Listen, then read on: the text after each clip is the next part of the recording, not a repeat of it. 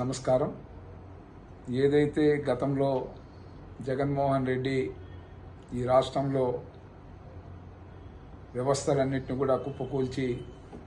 రాక్షస పాలన తలపించే విధంగా జగన్మోహన్ రెడ్డి పరిపాలన కొనసాగింది మనం చూసాం. ఏదైతే ప్రజలందరూ కోరుకున్నారో గత తెలుగుదేశం పార్టీ 1 సంవత్సర కాలం ఎన్డీఏ కూటమి ముఖ్యమంత్రిగా చంద్రబాబు నాయుడు గారి ఆధ్వర్యంలో ఏదైతే వ్యవస్థలను కూల్చివేత కానీ ప్రజల యొక్క సొమ్ము తన సొంత ఖజానాకు మళ్లించుకున్న జగన్మోహన్ రెడ్డి పరిపాలన చూసాం. వాటన్నిటి వల్ల కోట్లాది రూపాయలు, లక్షల కోట్ల రూపాయలు ఈ రాష్ట్రంలో అప్పుల ఊబిలో కూరుకుపోయి వడ్డీలు కట్టలేని దుస్థితి మనం చూసాం. ప్రతి నెల కూడా ఉద్యోగస్తులకి జీతాలు ఇవ్వలేని పరిస్థితులు మనం చూసాం. పింఛన్లకు సంబంధించి కూడా ఏదైతే తెలుగుదేశం పార్టీ ఎన్నికల ముందు ఇచ్చిన హామీలన్నీ కూడా నెరవేర్చుకుంటూ అన్నా క్యాంటీన్ల ద్వారా పేద వర్గాలకు సంబంధించి వాళ్ళ యొక్క ఆకలి తీర్చే దిశగా గతంలో మూసేసిన అన్నా క్యాంటీన్లు తెరిపించడం, అదేవిధంగా ఏదైతే ఈ రాష్ట్రంలో అనేక విధాలుగా కూడా ఈ యొక్క రైతులకు సంబంధించి కానీ, అదేవిధంగా వెనుకబడిన వర్గాలకు సంబంధించి కానీ, అదేవిధంగా ఎస్టీ బీసీలకు సంబంధించి కానీ, రైతుల విషయంలో కానీ యువతకు 16,000 ఉద్యోగాలు డిఎస్సిని తీసుకొని రాసి అమలు చేయడం, తల్లికి వందనం పేరుతో ఎంతమంది పిల్లలు ఉంటే అంతమందికి కూడా ఇచ్చే విధంగా ఈరోజు వాళ్ళందరికీ కూడా బ్యాంక్ అకౌంట్లో వేయడం కానీ, ఇవన్నీ చూస్తే పింఛన్లని 4,000 రూపాయలు చేయడం, 10,000 చేయడం, 15,000 చేయడం, భారతదేశంలో ఎక్కడా లేని విధంగా ఈ విధంగా పేద ప్రజలను ఆదుకునే దిశగా ఒకసారి చూస్తే సీఎం పేరుతో సీఎం రిలీఫ్ ఫండ్కు సంబంధించి ఎందరో అభాగ్యులు, పేద వర్గాలు లక్షల రూపాయల హాస్పిటల్కి పెట్టి ఇబ్బందులు పడుతుంటే వాళ్ళందరినీ కూడా ఆదుకున్న చరిత్ర నారా చంద్రబాబు నాయుడు గారిది. ఈ 1 సంవత్సరం పరిపాలన చూస్తే రామరాజ్యాన్ని తలపించే విధంగా పరిపాలన కొనసాగుతూ ఉంది. ప్రజలు ఏ ఆకాంక్షకు అనుగుణంగా ఏదైతే ప్రజలు కోరుకున్న విధంగా పరిపాలన అందివ్వడమే కాకుండా ఈరోజు ఉచితంగా కూడా గ్యాస్ సిలిండర్లు 3 మహిళల కోసం ఇవ్వడం కానీ, అదేవిధంగా భూములకు సంబంధించి గతంలో జరిగిన అవకతవకలు కానీ, గతంలో ఏదైతే ఇతర వ్యక్తుల భూముల్ని ఏ విధంగా వైసీపీ శ్రేణులు వాళ్ళకు అనుగుణంగా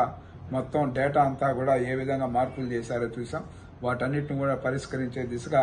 రెవెన్యూ సభలు నిర్వహించి ఎవరెవరు ఇబ్బందులు పడుతున్నారో వాళ్ళన్నింటినీ పరిష్కరించే దిశగా ముందుకెళ్లడం, ఈ విధంగా చెప్పుకుంటూ పోతే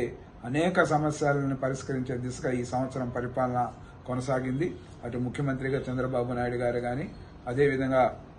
విద్యాశాఖ మంత్రిగా నారా లోకేష్ గారు చేస్తున్న అనేక కార్యక్రమాలు కూడా పిల్లలందరూ కూడా ఇంటర్మీడియట్ పిల్లలకు కూడా ఈరోజు మధ్యాహ్న భోజనాలని ప్రవేశపెట్టి ఏ విధంగా ఆదుకోవడం కానీ, పేద వర్గాలకు సంబంధించిన బిడ్డలందరినీ కూడా ఏ ఉన్నత వర్గాల వారు ఏ విధంగా అయితే పోటీ పడే విధంగా ఆ యొక్క పాఠశాలలు కావచ్చు, హై స్కూల్స్ కావచ్చు, నూతన వరవని తీసుకొచ్చి వాటన్నిటిని కూడా ఏ విధంగా ఈరోజు తగ్గట్టుగా కూడా పేద వర్గాల్లో పిల్లలు చదువుకునేదానికి అనుగుణంగా ఉండే విధంగా విద్యార్థుల యొక్క వాళ్ళ ఉన్నతి కోసం